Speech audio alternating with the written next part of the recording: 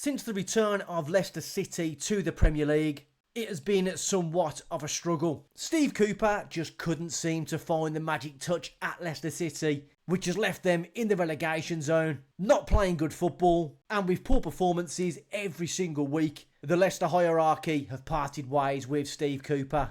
But fortunately for Leicester City, every cloud has a silver lining, and that silver lining is called Ruud Van Nistelrooy. Thanks to the joys of the Football Manager editor, we have managed to now make Ruud Van Nistelrooy the manager of Leicester City.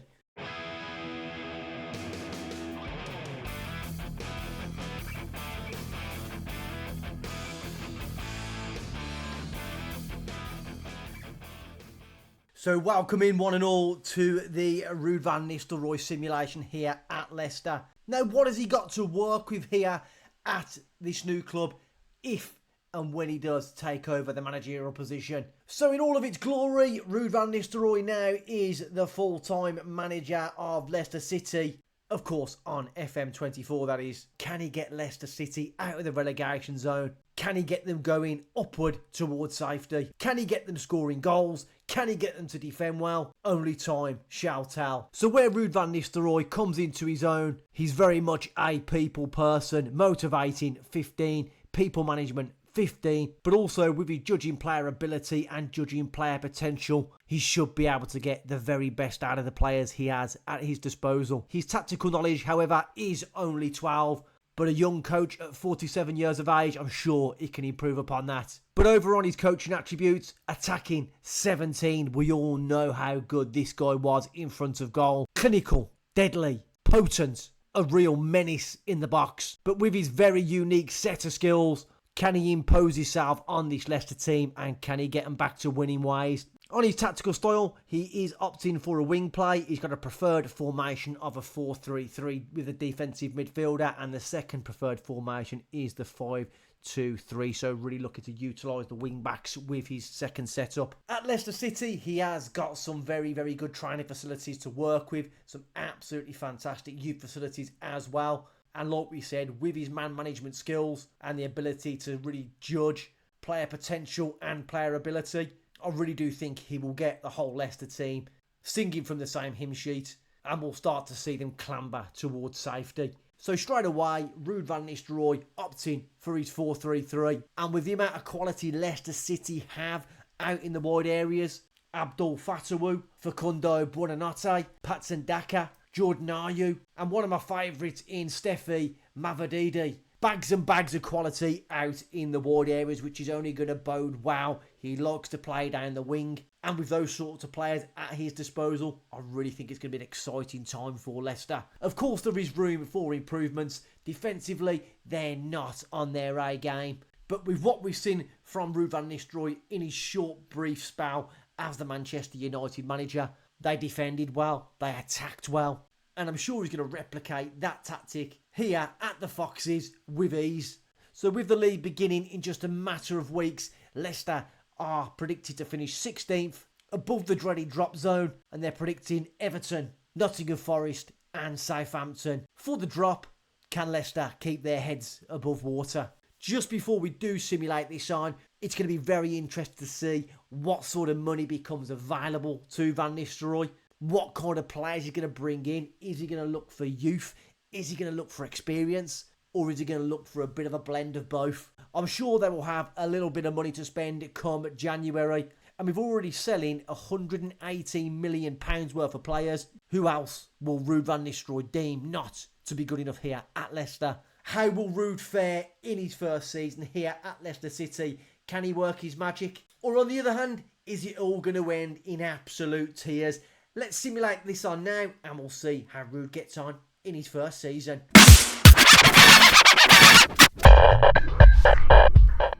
So coming back at the end of the season here for Ruud Van Nistelrooy at Leicester, and what a first season it has been. After 38 games played, they find themselves with an 8th place finish and only 3 points away from European football. We can see they've had a small reputation boost as well, now up to 3.5 stars. Now in the league, they had a really, really impressive opening few months, but as they got towards Christmas, it was a little bit rocky, And then in the turn of the year, also rocky, but started to find their feet again around March and managed to carry on that fine form through until the end of the season. Looking at both the cup competitions, Man City at the Etihad, they did lose 1-0 there thanks to a goal from Jack Grealish. And another tough tie in the FA Cup in the fourth round, heading to Stamford Bridge, where they did lose 2-1 to Chelsea.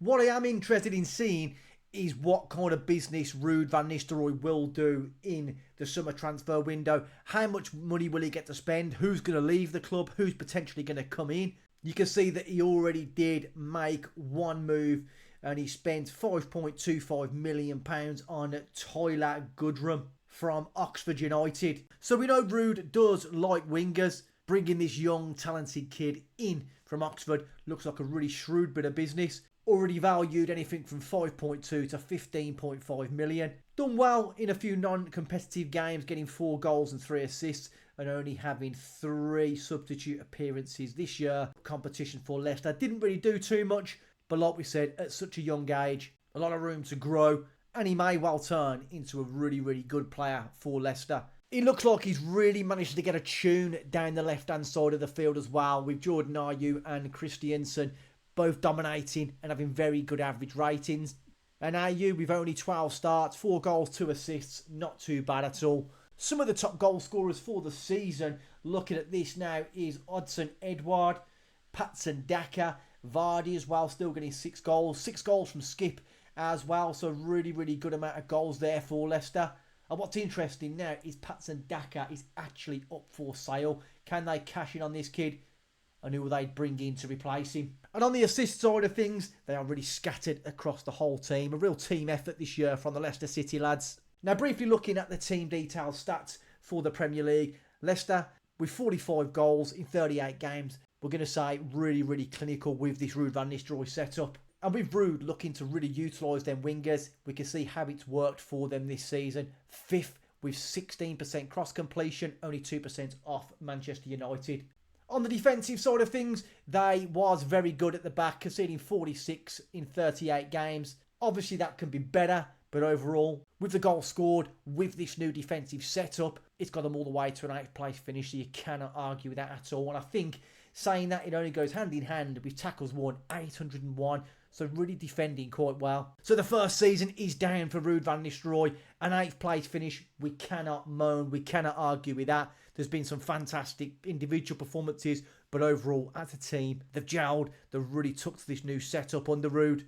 It's going to be interesting to see what they can do in the summer transfer window and what they can achieve in the second season under Ruud. Will they continue the upward trajectory, or is it all downhill from here? I'll bring you back at the start of the second season, where we can take a look at what business has been done. So some business has been done now by Ruud Van Nistelrooy in the summer transfer window. There was some early business and there was a bit more business done towards the end of the transfer window. But starting off first, they have spent a whopping 57 million, could rise to 63 for Ben Brereton Diaz from Southampton, who, in all fairness, had an okay season last year, but in a very average to poor squad at Southampton. That's pretty decent. Can they get a tune out of this guy? Now, I haven't looked at the out yet. Has Patson Daka left? And that's why they've brought this guy in. But he can also play on the wing, both left and right side. Can be a striker as well. So, be interested to see how this guy gets on. It's a massively expensive deal. But with that sort of price tag, can he prove the doubters wrong and start to get some serious goals and assists in the Premier League? The next one in was Sebastian Baselli, coming in from River for 4.7. Could rise to 5.75. Can play all across the back line.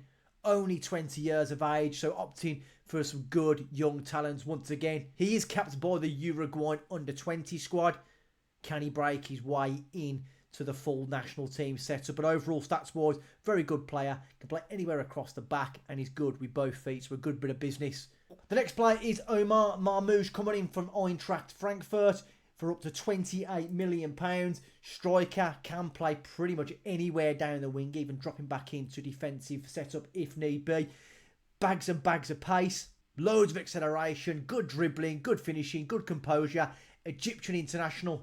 Looks like a very, very good bit of business once again.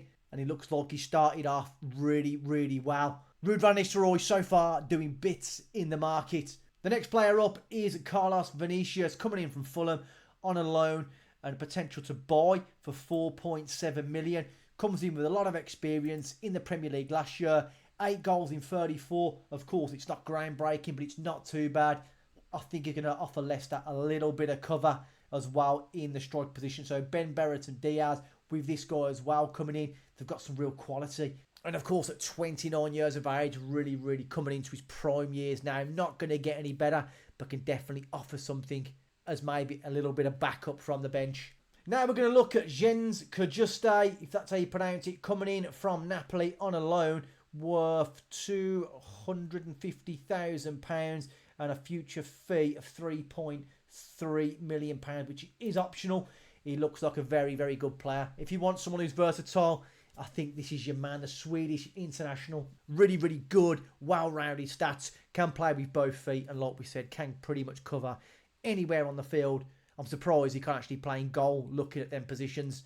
But for such a cheap loan fee and a small optional future fee, another nice bit of business.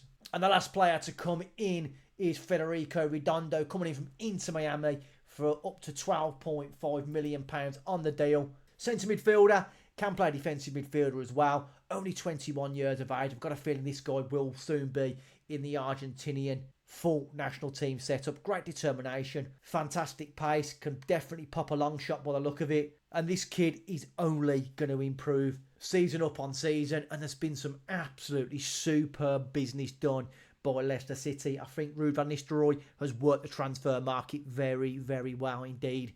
You think he was a seasoned manager with how shrewd he's been in the market. Fair play to him. Kudos to Ruud. On the outs, a couple of players have left. Wanya Marcal going to Braga. And was that a loan? It was a loan with a loan future fee of £4.4 million. So a nice bit of business there, getting some money back into the club. And the second player to leave was Hamza Chowdhury, going out on a permanent deal to Crystal Palace for anything up to £3.8 million. 26 years of age. He's decent, but with how Leicester look now, with the kind of squad they've got, the players at their disposal, I just don't think this guy was going to cut the mustard going forward. So still sticking to his 4-3-3, but that team this year looks a lot more impressive. They've got some quality on the field. They've also got a lot of quality to come off the bench and even some of the players in reserve. So overall squad has been massively improved. But what they've been playing now, like we said, is still this 4-3-3 wide play. And they've got Hermansen in goal, Christensen left back, Vestergaard and Akoli at centre half. Pereira still at right back. Did question that, but I'm saying that he's having a good season so far with a 7.42 average rating. And the three midfielders are still the same. But I'm going to say I think Ruud knows what he's doing, so we'll let him have it. On the left, they've got Decord Overeed, Fataru on the right, and they're opting for Ben Brereton Diaz. So yeah, a really strong 11, what they've been playing recently. But like we said, if you look at the bench now, Vinicius, Mavididi, they've got Wout Face, they've still got Dako potentially is going out on loan. But as you scroll through the team here, some really good young players coming through. So definitely an exciting time now. If you're a Leicester City fan, Ruud is the man. So far in the Premier League, they find themselves in 11th position after 4 games with 4 points. Mid-table, not too bad, but little did I know. If we have a look at this now, Leicester City on the schedule, because they finish in 8th and the cup competitions about teams winning certain things, they actually qualified for the Conference League, which is absolutely unbelievable. So there now, what round was that? It was qualifying round, second leg. And are they actually in the league stage now? Are they? Yeah, they're in the league phase now. And they've obviously got Valencia. They've got Neftchi.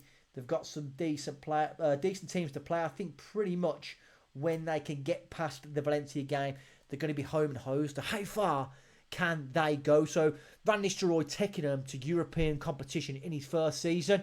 Absolutely, massively impressive. Some fantastic business has been done so far. They're back in Europe. They're fighting away and they're battling. They're competing in the Premier League. Can they dare to dream of a little bit of silverware this season? I'm going to put it out there, guys. Ruud is looking good for Leicester City. Can he replicate this in real life? I don't see why not. He's been absolutely superb for his short little stint at Manchester United. He looks like he's doing absolute bits now on this game. It's going to be a very exciting second season. Can we see a trophy? Let's simulate this on now, and I'll bring you guys back at the end of the season. Let's do it. Let's go, Ruud.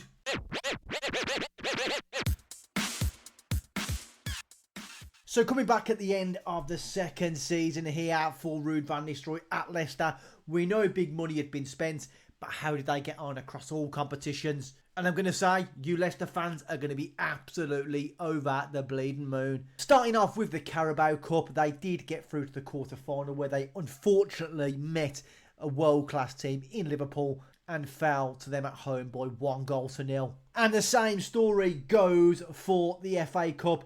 Leicester at home, once again, against Liverpool. Just can't seem to escape them this year. Crashing out 3-1. Now in the Europa Conference League, Leicester went the whole way through. Ruud Van Nistelrooy leading Leicester to glory. A massive European trophy. Another feather in his cap. And of course that means Leicester City would be playing in the Europa League next season. But let's have a look at how they got to this point. In the league phase, they dominated, playing 6 games and winning 6. And the only real difficult game in there was Valencia away, which they did go on to win. In the round of 16, they did find themselves up against French opposition of Reims and coming out 4-2 winners across the tie. The quarter-final, they met Valencia once again, winning 3-2 on aggregate. In the semi-final, taking on the Serie A, the Italian giants of Juventus, but getting the better of them over the 2 legs with a 4-1 win. And of course, that only meant one thing. Borussia Mönchengladbach in the final, and Leicester went on to get a convincing victory. 3-0, lifting what is an absolutely superb trophy. But in the Premier League, they did get a mid-table finish, getting 45 points, dropping off a little bit from last year. But with the European football and the extra games to play, they've done really well to consolidate themselves in the Premier League, becoming an established team in the Premier League once again, and of course kicking on next year into the Europa League with some of the best teams in Europe. Looks like the reputation is still on the climb, which is good to see. And like we've also just talked about, we know now we've got a Conference League added to some of the major honours here at Leicester City. Some of the key performers over the course: Skip, Ben Brereton Diaz. We wondered if he could get the goals. We wondered if he could get the assists. He's delivered that there. Really good average rating, 13 goals. But let's have a look at the top goal scorer, Omar Marmoush, coming in there. 18 goals. Brereton Diaz on 13. 12 for Skip from centre midfield. He's really getting a tune out of this guy. And even Jordan Ayew, Fatawu, and really all the wingers really stepping up. But the most assists across the course of the season from a defensive midfielder again is Boubakary Soumaré. 10 assists, but like we said, a lot of assists being spread across the whole team, whether it's out in the wide areas, whether it's centrally. Everyone's really chipping in. Really, really good team effort again. So now, at the end of the second season, Ruud Van Nistelrooy, he looks like his stats are improving. He's got some major honours under his belt, a few more feathers in his cap. Reputation is improving, which I'm not surprised after that Conference League victory. And at still 48 years young, this could be a real match made in heaven for Leicester and for Ruud Van Nistelrooy together. They're really getting a nice partnership, a really great understanding. Can it be replicated in real life? Absolutely. So looking at his 699 days in charge of Leicester City, 101 games played, 44 games won, 20 drawn, only 37 losses, scoring 135, conceding 114, a plus 21 goal difference, win percentage of nearly 43%, which, you know, let's not overlook that. That is very, very impressive across all competitions, including European football. And we can see the one magical cup on there for Ruud Van Nistelrooy, bringing home that Conference League. What a superb manager. On the player stats, he has bought in 6 players with a transfer value of 111 million. 4 players sold worth 9.5. The highest fee spent is 57 million pounds for Ben Brereton Diaz, and the highest fee received is 3.4 million for Jakub Stolarczyk, if that's how it's pronounced. But overall, can we say Ruud's been impressive? Absolutely we can.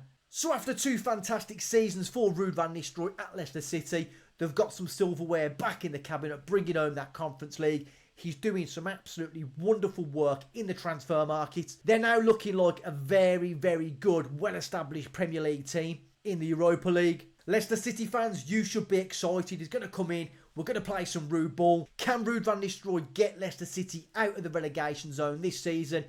Absolutely he can. If you've enjoyed the video, guys, don't forget to give it a thumbs up. And, of course, make sure you out there subscribe to the channel. It's free, doesn't cost anything, and it puts a little bit of a smile on my face knowing I've got some fans. Until next time, guys, peace out.